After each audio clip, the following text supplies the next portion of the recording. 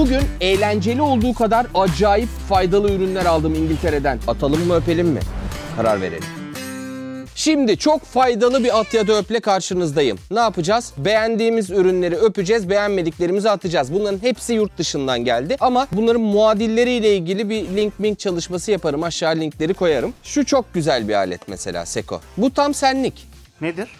Smart Beanie Hat. Beanie ne demek? Vallahi Beanie'yi hiç hayatımda kullanmadım. Bakalım neymiş. Bean böyle şey değil miydi ya? Fasulye. Fasulye değil miydi? Ama Beanie fasulye. Fasulyemsi falan mı acaba? Bunu nasıl açacağız ya? Pembe falçatı. Çantasında var da. Var benim çantamda. Olay pembe falçata olayını size anlatayım. Kanalımın eski aboneleri bilirler. Her şeyi bir pembe falçatamız vardı. Onunla açıyorduk küçücük şu kadar. Sonra o pembe falçata kayboldu. Sonra bir tane daha aldık, bir tane daha kayboldu. Bak yemin ediyorum ya. İkisi de Musab'ın çantasından çıktı. 4 sene sonra. 4 sene sonra bir tanesini ver bari. Böyle bir şey olur mu ya? Hala çantasında. Evet abi. Neyse en azından kavuştuk pembe falçatamızda. Hala soruyor eski abonelerim pembe falçatayı. Bana da soruyorlar. Evet. Çünkü baş şüpheli sendin. Taşınırken ben buldum ama. Böyle bir şey olur mu ya? Bu berenin özelliğini size söyleyeyim. Bak şuraları tuşlu. He. Takıyorsun. Seko. Müzik dinliyorsun. Ne diyorsun ya? Evet tam senlik. Bir bakayım dur. Neresine basacağız bunu? Çalışıp çalışmadığını nasıl anlayacağız bunu? Heh. Aa! Işık yanıyor. Büyük ihtimalle Bluetooth'ludur bu. Bağlayalım Bluetooth'a. BT01. Herhalde budur. Bağlandı vallahi Seko. Ciddi misin ya? Vallahi dur bakayım şimdi bir müzik dinleyeyim. Türk pop müziğinin gelmiş geçmiş en iyi şarkısını dinleyeceğim Musab. Ne sence? Az önce arabada dinlediğimiz mi? Nev bazen. Akustik versiyon değil ama ilk versiyon. Ne yapıyor Nev ya? Müzik yapıyor mu? Son zamanlarda hiç Yapmıyor mu? görmedim. Ne yapıyor? Geliyor mu? Oğlum. Yokluğunun arasam bulur musun kaybolduğun yerleri ey der orada Nev. Niye gitti? Telefon çaldı. Kapat. Aa telefonla da Konuşabiliyor musun acaba? Bilmiyorum ki. Arayayım ben seni. Çok iyiymiş lan. Sesi de açtım. Ses de iyi. Gelsene oğlum bir. Oğlum çok iyiymiş lan. Çok şaşırdım ha. Güzel ha. Değil mi? Yani gerçekten şaşırdım. De bakayım. Bayağı iyi. Çok ilginç abi. Aa. Bunu bir mikrofonla tutsana. Kendi gölgene basar sen delersin ıssız sokaklarda. Nasıl güzel değil mi? Beklentimin çok üstünde. Çok üstünde oğlum ben bu Etrobok'tan bir şey zannettim. Bunu takacaksın. Üstüne böyle tenis bandı takacaksın. Buradan kulaklara iyice yapışacak. Ha iyice içine gireceksin olayın. İpek'i ara, İpek Soylu'yu sana göndersin tenis bandı. O çok beğendim Seko ben bunu. Gerçekten çok güzel. Yani elbette böyle profesyonel bir kulaklık gibi değil ama kulaklık takmadan bereyle. Aa arayacaktın ara bakayım beni. Konuşabiliyor muyuz onu bilmiyorum. Geliyor benimki geliyor mu? Evet arkam dönük lan telefona. Kısık sesle konuşuyor. Bereyi ağzıma getirdim. 1, 2, 3, 4, 5 nasıl? İyi mi? Oğlum oha. Yani mikrofon da var. Oğlum bu ne biçim ürün? Duyuyor musun sesini? Oha. Sesi çok güzel geliyor. Bayağı da anlaşılır. Musab bu ne biçim ürün oğlum? 1, 2, 3, 4, 5, 6, 7, 8, 9, 10. Kulağına tak. Kulağından canlı. Duyuyorum. Ama ses biraz gidiyor. Ben şapkanın üstüne taktım şu an. He şapkanın üstüne taktığın için. İnanılmaz bir ürün bu ya. Tamam Sekom gel. Kanka bu nasıl ürün? Bence beklentimin çok üstünde. Yani. Ha bir de konuşabilmek çok enteresan bence. Bak buradan istersen müziği durduruyorsun, sesini açıyorsun. Vallahi öpülür. Musab ne dersin? Çok iyi. Ha Seko? Çok iyi. Her türlü öpüyorum. Bunu inceliyoruz. Artık Musab hayatımızda beyaz bir sayfa açıyoruz. Nerede o? Şurada bıçak vardı. Nereye gitti o? Allah! Heh burada. Şimdi bir bıçak. Olmuyor. Gördünüz. İç kesmiyor lan. Bu ne biçim bıçak? Mutfakta bunun ne işi var? Dandik bıçak o. Evet. Bunu inceleyeceğiz. Bakın ne yazıyor burada? Any's Sharp. The world's best knife sharpener. Diyor ki dünyanın en iyi bıçak bileme aleti. Doğru mu Musab? Göreceğiz. Review dual blunt knives. Suction keeps both hands free. Hands free nasıl? Hands free nasıl? Elleri diyor boşta diyor. Kullanmadan sharpening. Böyle yan yana böyle mi duracak alet? Bence önce bir yerleştireceğim. Sonra çekeceğim. Sonra o kendi yapacak. Anladım. Easy light strokes. O ne lan? Stroke şey değil mi ya? Böyle bir dışarı katman. Photoshop'tan öyle biliyorum. Sen ne biliyorsun? Ben kayıt dışı söyleyeyim. Oğlum söyle. Bir sıvazlamak anlamı falan var stroke. Bak Abi sonra El Ryan niye böyle diyor? Yazar mı burada öyle şey? Bunun başka bir anlamı olması lazım Musab. Ya bıçak sıvazlanır mı Musab ya? Great results. Tamam, en azından happy end. Süper sonuç diyor. Dur şunu bir pembe falçatayla açayım da. Çok ilginç bir alete benziyor bu arada. Aa, bu lazerden keskin. Stroke'un çok anlamı varmış abi. Sen bir tanesini biliyorsun. İnme, felç, vuruş, darbe, hareket, çarpma, fırça darbesi, okşama, başarı, saat vuruşu, o ne demekse, tarz, davranış, okşayış. okşamadım. Fiil olarak okşamak, sıvazlamak, vurmak anlamına geliyormuş. Hiçbir şeyimiz düzgün gitmiyor. Ha bak burası şey, vakumlu Seko. Nereye vakum yapacağız bunu? Sıvazlama var, vakumlama var. Her şey var abi. Musab emin misin bunun bileme şeyi olduğuna? Bence sen onun bu sabah ver işimiz bitince. Evet aynen. Şimdi ne diyor? Draw knife this way. Böyle yapın diyor. Hani bunda hands Hani free? hands free? Ben de anlamadım abi. Ya şimdi bunu ben tutuyorum. Aslında aleti tutmuyorum. Bir hands free. Yani bunu böyle mermere, mutfak mermerine koysam bunu yapmana gerek yok. Tek elle yaparsın diyor. Yani zaten tek elle yapılır böyle şeyler. Ya bizim coğrafyada evet. Evet. Yalnız bu bayağı biliyor, ben sana söyleyeyim Seko. Belli sesinden. Ama bu bıçak bittiğinde büyük ihtimalle şu kadar falan kalacak. Çünkü çok kötü durumda bıçağın ağzı. Git gel yaparsan ne oluyor? Ama şey diyor, draw knife this way diyor. Ha. Demek ki her şey git gele uygun değil Seko, her bileme aleti. Ses değişmeye başladı bu arada. Evet. Şuralarda mikro kırıklar var, onları almaya çalışıyorum. Ne demiş Abraham Lincoln Musab? Ne demiş? Benim bir ağacı kesmem için 45 dakikam varsa 44 dakikasında baltamı bileylerim demiş. Bu da sana bir hayat dersi olsun. Abraham Lincoln'un Türk olduğunu biliyor musun? Musab, Meluncanları bilmiyor musun? Tarihe ilgisi olanlar Meluncan teorisine bir baksın. Amerika'daki Türkler, Meluncanlar. Ama bıçak kalmadı. Deneyelim bakalım ne olacak, merak ediyorum. Bu bayağı götürüyor. Bu bayağı iyi. Bayağı iyi oğlum işte. Daha ne olsun yani. Şurada bir kırık olduğu için orada takılıyor bak. Bak şimdi. Bak gördün mü? Şurada bir kırığı var. Uca doğru çok yapmadın zaten, ben fark Evet. ettim onu. Aynen uçta buraları yaptım daha çok. Çok iyi. Peki nasıl çıkıyor? Şunu şuradan yapıyoruz. Şuradan evet. Bak üstünde metal tozları. Şuralarda mıknatıs var ya telefonun. Oralarda kalmış. Bu öpülür ya. Öpüyorum. Musab için bu. Hand warmer. El ısıtıcı. Musab. Nasıl açılıyor lan bu? Ne yazıyor üstünde onu da okuyacağım. Open yazıyor. Together. Together'la başlayınca sanki böyle şiirsel bir şey söyleyecekmiş gibi geliyor bana nedense. Together for a shared warmth. O ne demek lan? Daima sıcaklığını paylaş. Hot dot. Sıcak nokta. Şey diyeyim olma, yazı yazalım.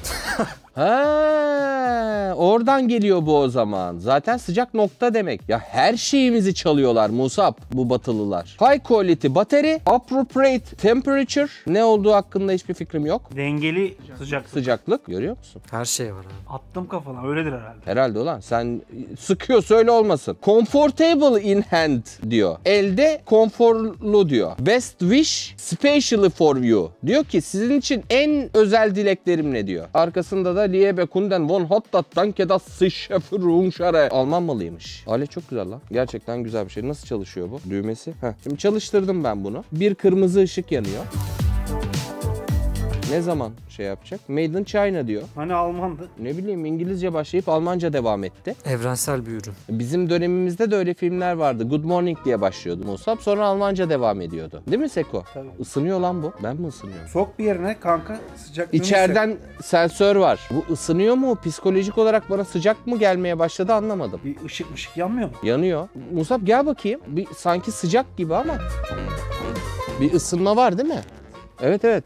Ama hani ısınmayı böyle iki kişi anlıyorsak Bence o zamanla daha çok ısınıyordur ama cep ısıları da öyle değil miydi? Bir sürede ısınıyor. yavaş yavaş aynen. Ya bunun şekli falan çok güzel. Yok yok ısındı. Şu an mesela sol elimde yok, sağ elimde duruyor.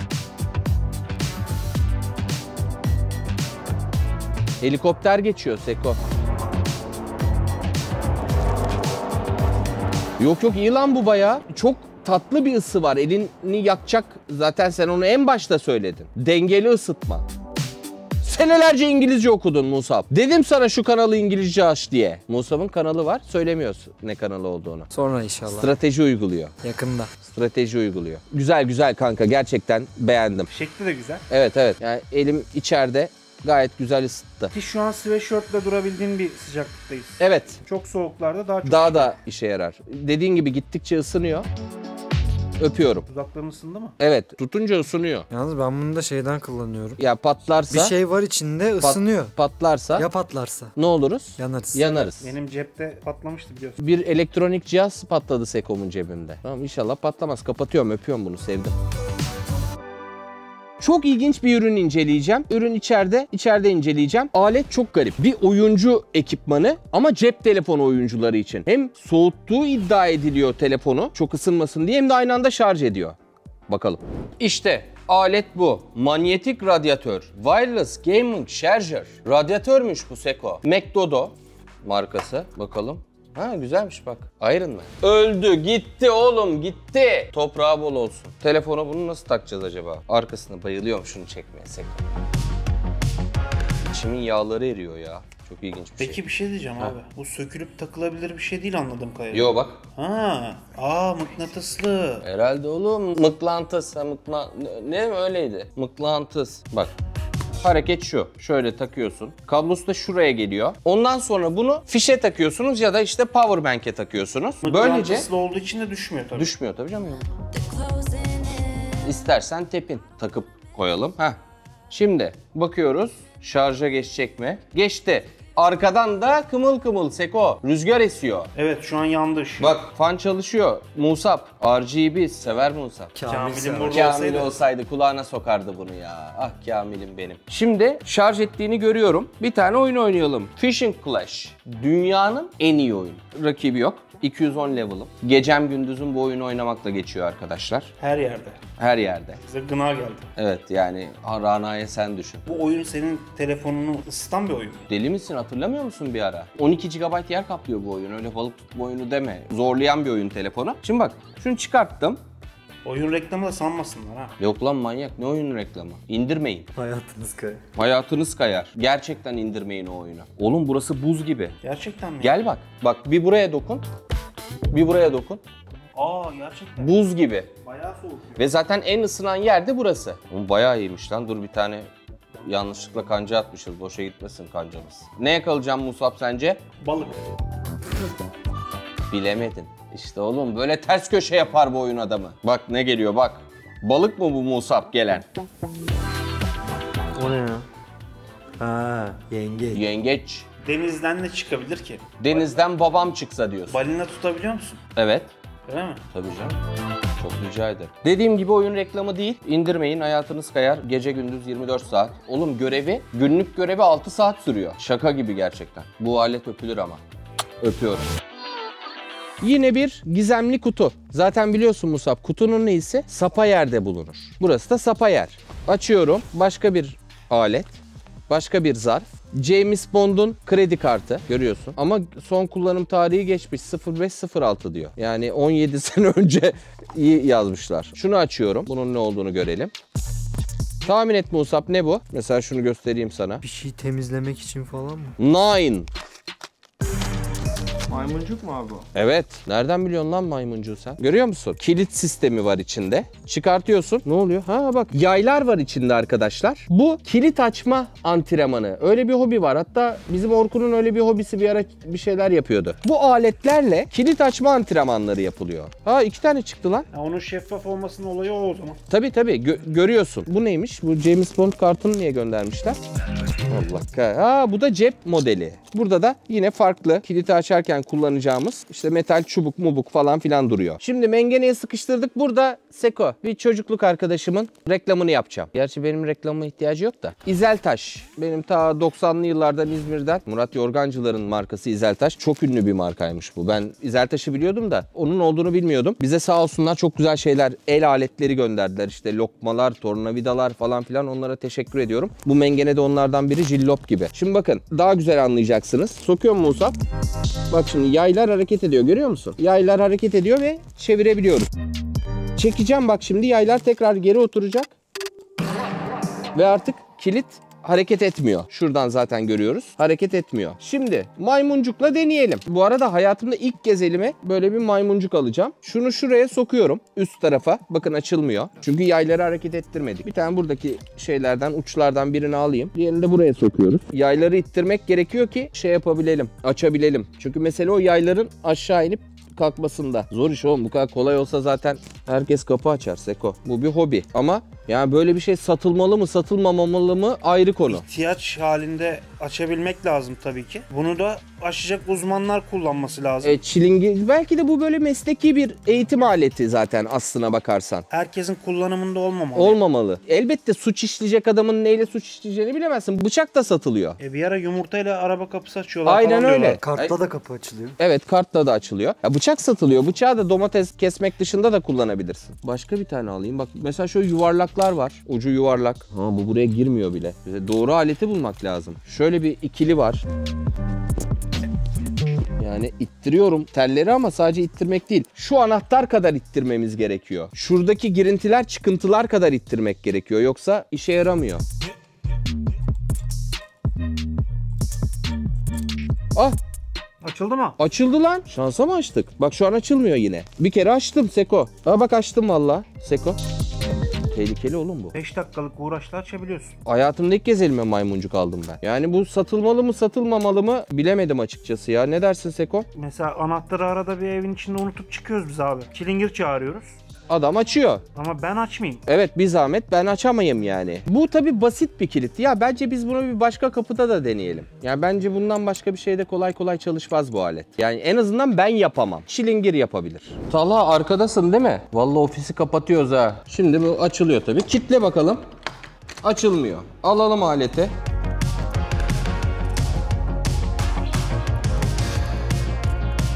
Bu uçla yapamadım. Ha, bu arada bu işin uzmanı 2 dakikada açar bunlarla. Biz hangi ucu kullanacağımızı bile bilmiyoruz. Gibi olmadı.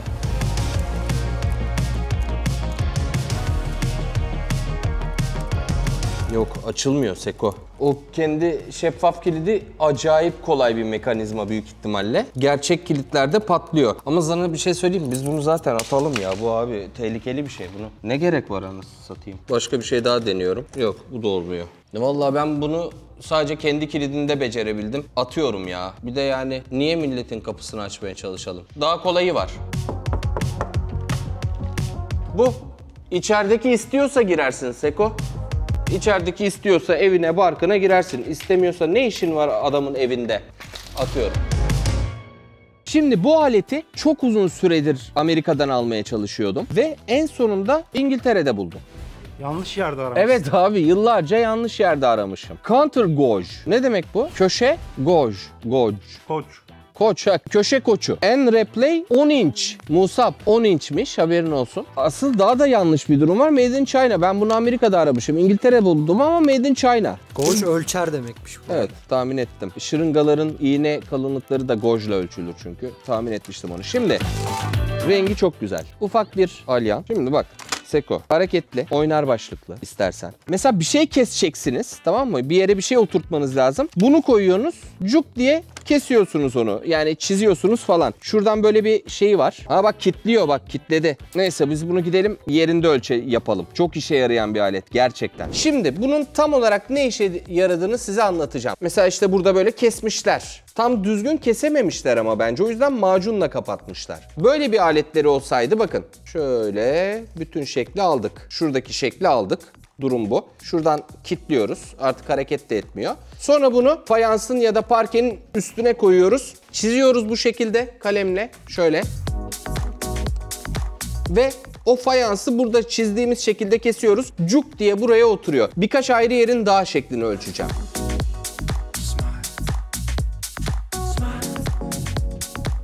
Özellikle fayansçıların çok işine yarayacak bir şey. Marangozların ya da evde işte kendi başına bir şeyler yapmaya çalışanların. Şurayı alacağım. Bakın. şuradaki macunların girintisini bile bakın böyle alıyor. Zaten macun olmasa orada dümdüz alacak. Şöyle olacaktı. Kötü macun yapıldığı için böyle olmuş. Zınk diye fayansı kesecek, adam buraya oturtacak. Bu çok faydalı bir alet ya. Bunu öpüyorum. Çok güzel şekiller alınır. Bak mesela Seko. Hop aldık şekli. Alnının şeklini al. Bak işte abi çok iyi oldu ya. Harbi mi? Şapka gibi. Kafaya göre şapka. Evet, kafaya göre ölçüyoruz. Tamam, güzel. Öpüyorum. Bazen prizlerin akıllı olmasını istiyorsunuz. İşte saatini ayarlayayım, oradan 5 saat yansın, sönsün. Şu an içeride kullandığım bir şey var, onu hemen başında incelemek istiyorum. Akıllı priz. Hem de cep telefonuyla kontrol ediliyor. Alet bu arkadaşlar. Yani böyle uzaktan bir şeyleri çalıştırmak adına çok işe yarayacağını düşünüyorum ama tabii daha kullanmadık. Ne diyor? Wi-Fi Smart Plug. Time Schedule, Search Protection, Enerji Monitoring. Enerjiyi de monitoring ediyormuş Musab. Alet bu. Şimdi şurada fişe takacağım. Langırt makinemizle. Bakalım çalıştırabilecek miyiz? Langırtı da buna taktım. Şu an kapalı. Uygulamayı indirdim. Basıyorum. Bastım. Oho! Seko cumburlop oldu lan. Ne bağlantı ayarları yaptık Seko ya. Kapatıyorum. Kapattım. Açıyorum. Açtım. Oha çok iyiymiş. Bunu peki dışarıdan da yapabiliyor musun? Mesela ütüyü açık unuttum abi. Wi-Fi'den çıkayım. Hücresel veriye geçtim. Şu an açık. Dışarıdan da oluyor. Asıl güzel olan bu. Evet abi tabii canım, elbette evde değilken. 60-70 tane alacaksın bundan. Bütün eve bununla yapacaksın. Eğlenceliymiş. Şey ekleniyordur herhalde tabii. Farklı aletler ekleyebiliyorsundur. Bence isim de verebiliyorsundur zaten buna. Değil Yatak mi? odası, priz. Değil mi? Öyle isim Bilmem ne veriyorsun. falan. Görüyor musun Seko'mun hemen yatak odası. Ama öpülür. Ha? Telefondan wireless öpüyorum Seko.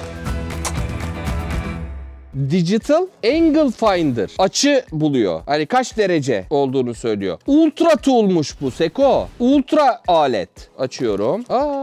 Bak küçücük. İçinden 2 tane şey çıktı. Pil. Demek ki pille çalışıyor. Pille çalışmayacak olsa bunu koymaz adam. Midimax diye bir pil. Jiangman Battery Co. Limited şirketiymiş. Çin. Alet de bu. Çok gerçekten güzel.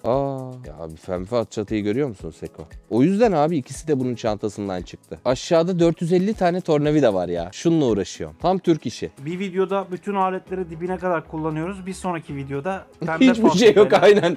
Pembe ama pembe falçata geri döndü. Onu onurlandırmamız lazım pembe falçatayı. Evet, taktık pilini. Bak şimdi Seko. Şuraya koyuyorum. 1 derece bile değilmiş bunun yamukluğu. Çok güzelmiş lan bu. Onu birkaç yerde deneyelim. Evet, deneyelim. Mesela ben ne kadar yamuğum? Kaç dereceyim? Görmüyor musun? Senin Düşüyor yamukluk görüyorum da değişiyor hareket sürekli. ediyor şu an. 37, 50, 49, 50 gidip geliyor. 50 derece. 0 nokta. Ha, dik dur eğilme. Musab benimle. Başka nerede ölçelim Seko? Bu mantıklı gelmedi bana burada ölçmek. Bakalım abi dışarıda bir yerlerde Tamam. ölçelim. Bir kere şunu göstereyim. Bu çok güzel bir şey Seko. Mıknatıslı. Mesela bak şurada yaptığım bir bıçak var. Bıçağın eğimine bakalım. Doğru mu yapmışım? 6-7 derece bir eğim olması gerekiyordu. Evet bak 5,5-6 derece. Zaten biraz daha ağzını açmam gerekiyor. Güzel gidiyor. Mesela şurada çok şaşırdım. Mesela bak bu 4 derece. Ben bunu şu an 90 derece zannediyordum. Meğer 86 dereceymiş. Ayarladıkça değişecek. Bunun tepkime süresi biraz geç geliyor bence. Tabii canım. Ama yine hızlı, ben sana söyleyeyim.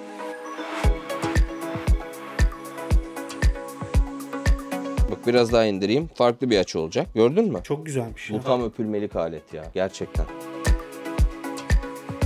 Öpüyorum. Sence bu ne Seko? Üstünde battaniye yazıyor. Yazıyor mu lan? Ben de yazıyı buraya almıştım. Meğer 2 tarafında yazıyormuş. Huzurlu uyku yazıyor. Evet, bu gerçekten enteresan bir şey. Çok merak ettiğim bir ürün. Ağırlıklı battaniye bu Seko. 7 kilo bu battaniye. Ne diyorsun ya? Valla kişiye özel. Ben 70 kiloyum. Yani 75-80 arasıyım. %10 ağırlığında alıyorsun. Ha. Anladın mı ya? Her kullanacak kişi... Allah! Derin basınç terapisi uyguluyor Seko. Kundakta gibi oluyorsun. İddialar bunlar. Benim abimde mesela şöyle bir şey vardı, ben hatırlarım çocukluğumuzdan. Üstünde ağır bir şeyler olunca uyumayı çok severdi. Harbi mi? Ya aslında mantıklı biliyor musun? Çünkü o REM uykusu falan filan bilmem ne, işte melatoninler, uyku hormonları falan böyle şeylerde devreye giriyor bilimsel olarak. Kutudan çıkart. 7 kilo ya. İçinde bir şeyler var. Bak. Duyuyor musun? top top böyle küçük küçük şeyler var. Bunu üstüne koyuyormuşsun. Çok daha hızlı uykuya dalıyormuşsun. Çok daha kaliteli bir uyku uyuyormuşsun. Çünkü insanın stres durumlarında Seko, düşme, çarpma korkusuyla eşitmiş o stres. Yani düşerken böyle için bir şey olur falan filan ya, böyle ani. Tabii ağırlık olunca o vücuttaki o his seni sıktığı için yukarıdan düşme korkusu azalıyormuş falan filan. Bunu benim ama böyle hani burada olmaz. Bu şey olmaz. Bununla sen bir gece uyu. Evet abi. Ben bununla bir gece uyuyayım. Sonra size delikanlı gibi olmuş olmamış, atalım mı öpelim mi onu söyleyeyim. Aa, Made in Turkey diyor lan. Aa, ne güzel lan Made in Turkey olması. Çok seviyorum. Bak hep China Seko. İddia çok büyük. Uyku dediğiniz şey günün 1/3. Hayatın 1/3. Onu daha kaliteli hale getiriyorsa helal olsun. Getirmiyorsa söyleriz. Ben hiçbir şey örtmüyorum yatarken. Yaz kış. Erkek ya. Musab. Muhteşem. Hatta yazın Hiçbir şey yok. hiçbir şey yok. Donla yatıyorum. Kışın tişört şort. Don var ama. Don var. En azından don var. Kaç gram don? 50. Benim ağırlığıma göre kanka. Evet abi. 10 kilo falan. 10 kilo. Donu 10 kilo benim Seko'mu. Eskiden 12 kiloydu. Hafifledi, 10 kilo şu an. Oğlum dala. 8 kilo kanka, bir de kararsız. Her tarafı ağır. Neyse biz bunu bir deneyelim. Arkadaşlar yatıyorum. Saat 11-12 falan. Üstüme aldım bunu 7 kilo. Bakın şöyle. Kendi yorganımı kullanmayacağım. Bunu kullanacağım. Sonra sabah size söyleyeceğim durumu. Bakalım iyi uyuyabilecek miyim? Evet arkadaşlar, uyandım saat 8 falan. Rana da bana ışık tutuyor. Gündüz oldu ama durum böyle. Hala üstümde. Ama şunu söyleyebilirim. Vallahi güzel uyudum ya. Hala böyle üstüme kaldırasım yok çünkü ısıtıyor da mübarek. Rahattı bayağı. Huzurlu uyudum yani. Rüya falan. Güzel rüyalar gördüm. Rüyanın bununla alakası var mı bilmiyorum. Ama rahat bir uyku uyudum oldukça. Bununla yatarım artık. Öpüyorum. Çok kısa bir şey göstermek istiyorum size. Çünkü daha önce videosunu bile çektik. Bıçak bileme taşları, Japon bileme taşları. O videonun altında çok fazla yorum vardı. Nereden alacağız bunları diye Seko. Ben bunu İngiltere'den buldum ama tahmin ediyorum bu özelliktekiler Türkiye'de de vardır. Varsa link olarak aşağı koyacağım. Çok basite indirgenmiş bu mesele. Hatırlıyorsanız bizim hani kendimizin kullandığı şeyde altında böyle kıskaçlı mengene gibi silikon bir şey vardı. Bu acayip ev kullanımı için sadece. Kendinden silikonlu mu? Evet bak, istersek bir farklı modeli daha var. 6000'e kadar gidiyor. 6000 grit'e kadar. Bu 400 üstü 1006. Klasik. Bunda hani tabii bu ıslatmak gerekiyor. Şöyle yapıyoruz. Yani o kadar profesyoneline gerek yok. O yüzden bunu size gösterdim. Bu zaten işini yapar. Gene biliriz ama. Tabii bileriz canım ama suyla bilemek lazım. Bakın yırtıyor sadece. Önce 400 ile ıslatmak gerekiyor bu taşları, biliyorsunuz.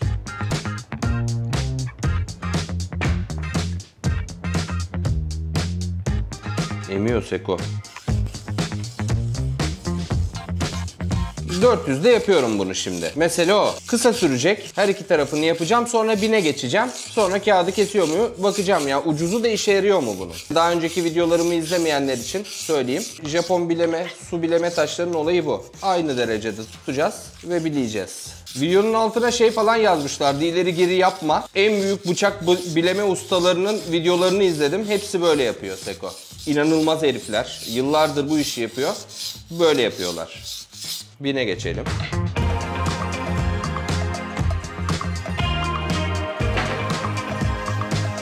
Zaten daha pürüzsüz. Bak burada demir tozları yüzüyor Seko. Görüyor musun? Onlar işte bileme sırasında oluşan demir tozları. Deneyelim. Gördün. Bıçak da kötü olduğu için. Ama bayağı sonuç verdi. Ne dersin? Çok iyi. Yani biraz öncekine göre. Bu bir de biraz sabır işi. Ne kadar çok yaparsan. Tabii canım, ben toplam 1 dakika yaptım. Ona rağmen işe yaradı. Öpüyorum. Sekom sence hangisi en iyisi? En iyisi, en çok hoşuma giden daha doğrusu bere oldu abi. Bere değil mi? Bere bir de battaniye ya. Battaniye de çok iyi, evet. İçim böyle bir çok güzel uyandım abi. Battaniyeyi ben test edemediğim için bir şey söyleyemiyorum. Doğru söylüyorsun, onu ben test ettim. Bir tane de sana demek ki. Gitti. Battaniye alacağız. Özlemişiz. Neyi? Atöpü. Atöpü özlüyorum ya. Ürün yok ki. Ürün olsa hep yapacağım. Çok az ürün var artık. O kadar binlerce ürün inceledim ki. Neyse, hepsinin linki aşağıda. İzlediğiniz için teşekkürler.